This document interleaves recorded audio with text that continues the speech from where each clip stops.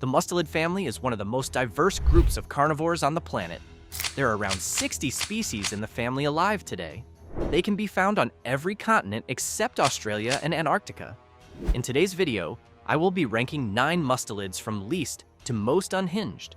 To kick things off, we are heading to the riverbanks, marshes, and coastal wetlands of North America and Europe. This is the home of the mink. The American mink typically weighs between 1 and 3.5 pounds and reaches around 20 inches in length. It is semi-aquatic, equally comfortable on land and in water, and it hunts virtually everything it can physically overpower: fish, frogs, birds, muskrats, rabbits, and anything else unfortunate enough to share its territory. It kills its prey with a precise bite to the back of the skull or the throat. It has been documented biting the heads off chickens and piercing their throats to drink the blood, leaving neat rows of carcasses behind that it will never return to eat. The mink also carries the distinction of being an ecological disaster in Europe, where escaped and released American minks from fur farms have spread across the continent, devastating populations of water voles, ground-nesting birds, and the critically endangered European mink. A different species that the American mink has spent the better part of a century systematically displacing. The mink opens our list at number 9. For our next mustelid, we are heading to the kelp forests and coastal waters of the northern Pacific, from California and Alaska across to Russia and Japan. This is the home of the sea otter, and if there is one entry on this list that will permanently change how you think about an animal, it is this one. The sea otter weighs between 30 and 100 pounds and spends almost its entire life floating on its back in the ocean. It wraps itself in kelp to avoid drifting away while it sleeps. It holds hands with other otters so they do not drift apart. It uses rocks as tools to crack open shellfish, making it one of the very few non-primate mammals known to use tools routinely. Zoos have documented sea otters teaching their young which specific rocks work best, passing the knowledge down across generations.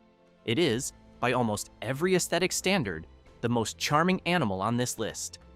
And then there is the other side. Male sea otters are known for an exceptionally dark behavioral pattern that researchers have documented and which I will describe as carefully as possible. During mating, males are violently aggressive. They bite down on the female's nose and hold on for the duration, causing injuries severe enough that some females drown or are found dead with wounds so extensive that the cause of death is listed as trauma consistent with mating. And when males cannot find a mate, documented cases exist of them turning their attention to harbor seal pups, a behavior that has been observed by researchers in California and that has resulted in fatalities. The sea otter spends most of its life floating serenely in the ocean, holding hands, cracking clams, and being objectively beautiful. The rest of the time, it is something that researchers struggle to describe in academic language. The sea otter slots in at number 8. Now we are heading to the forests, grasslands, and tundra of the Northern Hemisphere, across Europe, Asia, and North America. This is the home of the stoat, also known as the short-tailed weasel. The stoat weighs between 5 and 16 ounces. That is less than a can of soup. And yet, it is the first mustelid on this list that routinely kills prey many times its own body weight, including rabbits, which can be up to 5 times heavier. The stoat does this by pursuing its target relentlessly, wearing it down, and then locking its jaws behind the skull at the base of the brainstem. What truly separates the stoat from the entries below it is a single chapter in its biography involving the government of New Zealand. In the late 19th century, stoats were deliberately introduced to New Zealand to control rabbit populations. What followed was one of the most comprehensively catastrophic wildlife management decisions in recorded history. Stoats exploded across the islands, hunting not just rabbits but the native bird species that had evolved for millions of years with no land predators whatsoever. These birds had no alarm calls for ground threats and no ability to fly. Populations that had survived ice ages, volcanic eruptions, and millions of years of evolutionary pressure were gone within decades. In 2022, a single stoat somehow swam over a mile of open ocean to reach Motutapu Island, a predator-free sanctuary that had been meticulously cleared and maintained as a refuge for species found nowhere else on Earth. The New Zealand government launched an 8-month operation spending around $300,000 to find and remove a single animal weighing less than a pound. They eventually succeeded. The stoat earns the number 7 spot. For our next mustelid, we're heading to the woodlands and farmland of Europe. This is the home of the European badger. The European badger weighs between 15 and 30 pounds and is built low to the ground, heavily muscled, with a thick, loose hide and a skull so dense that it is one of the few British mammals that regularly walks into traffic and survives. In terms of what it will and will not be intimidated by, the answer to the second part of that sentence is nothing. European badgers have been documented following humans home in broad daylight after deciding a particular person is in their territory. They have been filmed walking directly into occupied buildings. They have been observed sitting in the middle of roads while cars stop around them, confronted with dogs, foxes, or other animals considerably larger than themselves. The European badger has no natural predators in most of its current range. This is important context because its behavior is not brave in the sense of overcoming fear. It appears that the category of threat simply does not exist within the European badger's operating framework. It acknowledges the presence of other creatures. It does not regard them as relevant. The European badger earns the number 6 spot. Now, we are crossing the Atlantic to the grasslands and deserts of North America. This is the home of the American badger, and while it shares a name with the European badger, it is a fundamentally different proposition. The American badger weighs between 15 and 26 pounds and sits low to the ground on short, powerful legs equipped with claws up to 2 inches long, among the longest relative to body size of any mustelid, built specifically for excavation. It can dig faster than a human can dig with a shovel. It hunts by pursuing prey into their own burrows, a technique that gives it access to prey species that have literally nowhere to run.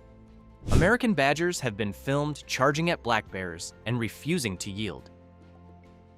They have been documented holding their ground against mountain lions. They have been observed in direct confrontations with wolverines. The bears, in multiple documented cases, are the ones that leave. There is also a documented behavior involving coyotes that belongs in any conversation about mustelid unreasonableness. American badgers and coyotes have been observed hunting cooperatively. The coyote chases prey above ground while the badger digs it out below. The badger tolerates the coyote's presence because the coyote is useful. The moment it stops being useful, the arrangement is over. The American badger slots in at the number 5 spot. Next, we are heading to the tropical forests, plantations, and mountain ranges of Central and South America. This is the home of the Terara. The Terara weighs between 6 and 15 pounds and reaches up to 4 feet in length, including its bushy tail. It is built like a smaller, sleeker Wolverine, low-slung, muscular, with short, dark fur and a pale head that gives it a faintly distinguished appearance. It is equally capable on the ground and in the trees, moving through the canopy with a fluency that no other mustelid on this list can match. What truly separates the Terara from the entries below is that it has been documented harvesting unripe fruit and caching it in a separate location, then returning to eat it once it has ripened. It is demonstrating foresight, a cognitive capacity that is rarely documented in non-primate mammals, and that places the Terara in genuinely unusual company among members of the weasel family. In terms of what it hunts, the Terara operates without a meaningful ceiling. It raids bird nests throughout the forest canopy. It raids human-made bird boxes. It pursues prey through the trees, across the ground, and into burrows. The Terara earns the number 4 spot. Now we're heading to the boreal and mixed forests of North America. This is the home of the fisher. The fisher does not eat fish. It is called a fisher because early European settlers thought it resembled the European polecat, which was sometimes called a fitch.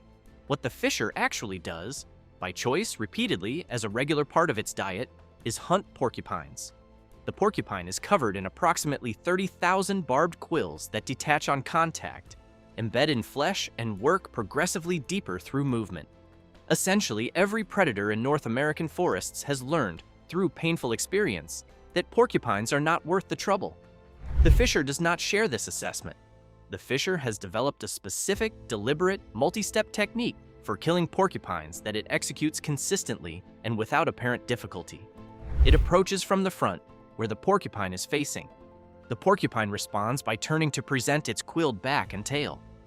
The fisher jumps directly over the porcupine, forcing it to turn again.